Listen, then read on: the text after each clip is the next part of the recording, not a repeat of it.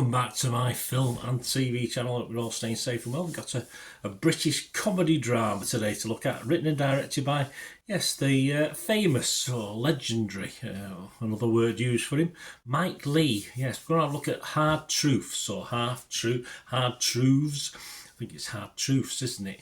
H-A-R-D, Truth, T-R-U-T-H-S. I don't think there's such a thing as truths, is it? T-R-U-V-E-S? I don't think so.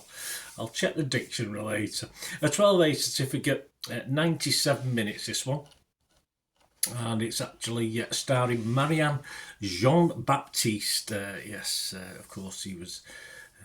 Mike Leigh was well known, and obviously Marianne Jean-Baptiste a long time ago in Secrets and Lies. I had that in my old video shop back in the 90s, I think it was. It might be the early 2000s. Michelle Austin stars and David Webber also stars in this. What's it about? Well, filmmaker Mike Leigh returns to the contemporary world with this one, with a fierce, these are their words, not mine, compassionate and often darkly humorous study of family and the thorny ties that bind us. Reunited with Leigh for the first time since that Oscar-nominated Secrets and Lies, the astonishing Marianne Jean-Baptiste plays Pansy. Yes, great name. A woman racked by fear, tormented by afflictions and prone to raging tirades against her husband. Yes, it's not exactly Victor Meldrew, but yeah, more like, yeah, well, I'll talk about who it's more like in a minute. And a son and anyone else who looks her way. Yes, don't get on the wrong side of this lady. Meanwhile, her easygoing younger sister, played by Michelle Austin, who starred in Another Year, a single mother with a life as different from Pansy's as their clashing temperaments, brimming with communal warmth from her salon clients and daughters alike. This film takes us into the intensities of kinship, duty, and the most enduring of human mysteries, that even through lifetimes of hurt and hardship, we still find ways to love those we call family. Well, some of us do, but my thanks to Rotten Tomatoes for that synopsis there on that one. This was released early in the United States, and it was in the UK on the 6th of December in the United States, 2024, and in the UK on, New Year's Eve. Sorry, not New Year's Eve, February Eve. Yes, 31st of January. I don't think there's any celebration on that date. It's 2025. And if you're in Spain, it's going to be released on the 28th of February. I'm reviewing this on the 18th of February 2025, so all scores and comments that I've got are at that date. Right, my thoughts on this. I'll add a few little critics and the public reviews on this as well as we go through. This is really, it made me laugh. It did make me laugh. Initially funny. Marianne Jean-Baptiste is probably the best thing about this and a film for a long time. She brings out the best in the others, and not in a great way, but of course bouncing off the others is fantastic. It's like little sketches. Even the bit part players sort of benefit from being in a company. There is not that much to like about the character on initial viewing. Yes, rather than grumpy, we soon realise she is, got a few mental health issues, clinically depressed, obviously, and the evidence is all there to see. But the machine gun type way of telling the story and the run-ins with all the different people she sort of passes, not just family, but people strangers in the street,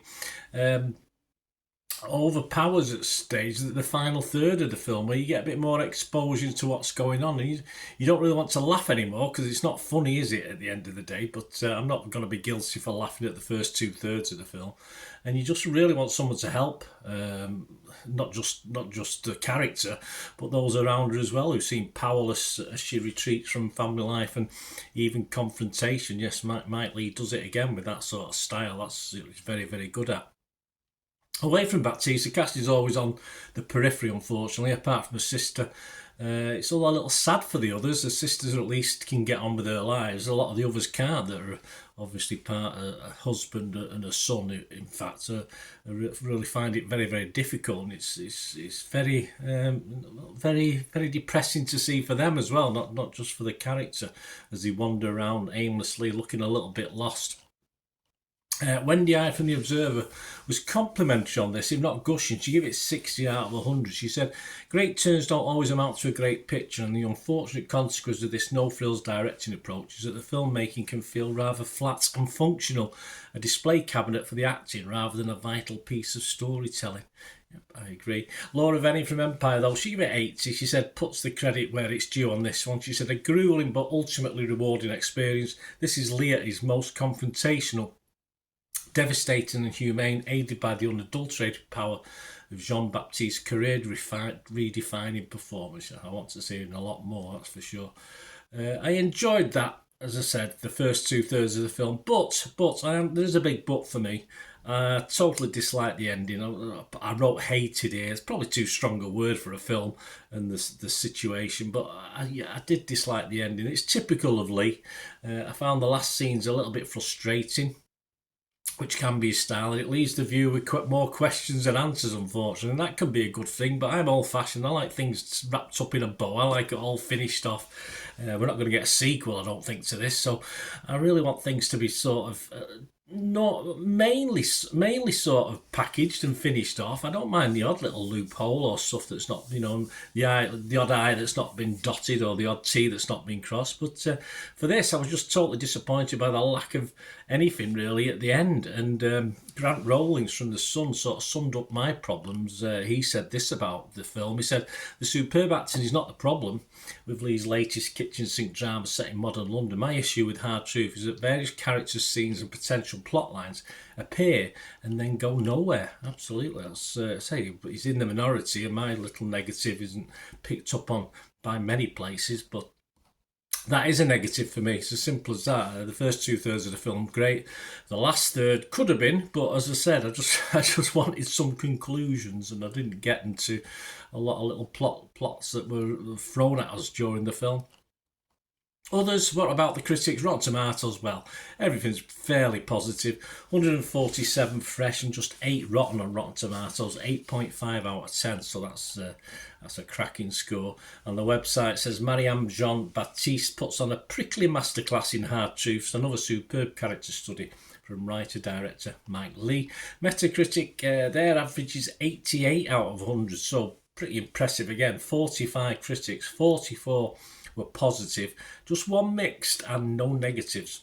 Rotten Tomato users love it, 82% positivity, 4.1 out of 5. Metacritic users are the only ones that are not as overly impressed, only a 5.5 from Metacritic, so yeah, that sort of bucks the trend. Internet Movie Database, you always have a quick look at that, of course. Almost 3,000 scores and reviews as I'm doing this, and it's getting a really healthy 7.4. I can imagine this during its lifetime on Internet Movie Database. I don't see it dipping under 7 out of 10.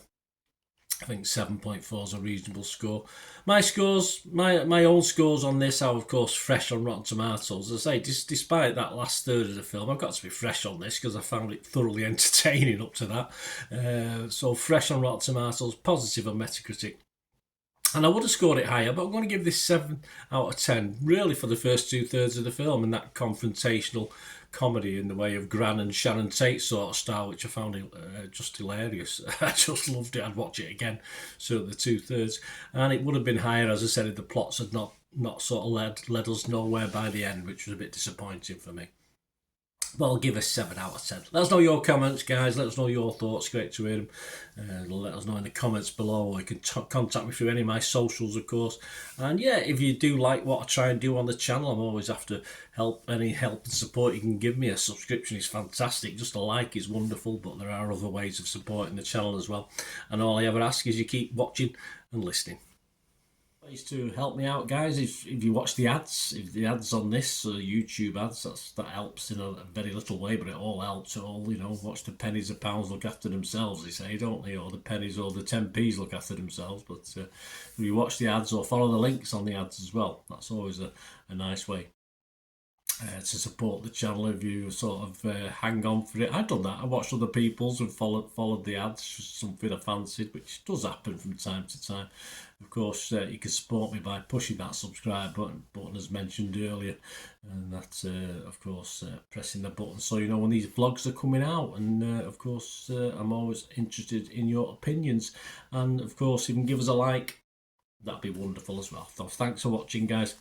Hopefully I'll join you very, very soon with something else. Until we meet again, I'll never ask one thing, don't I? Please stay safe, everyone. Bye for now.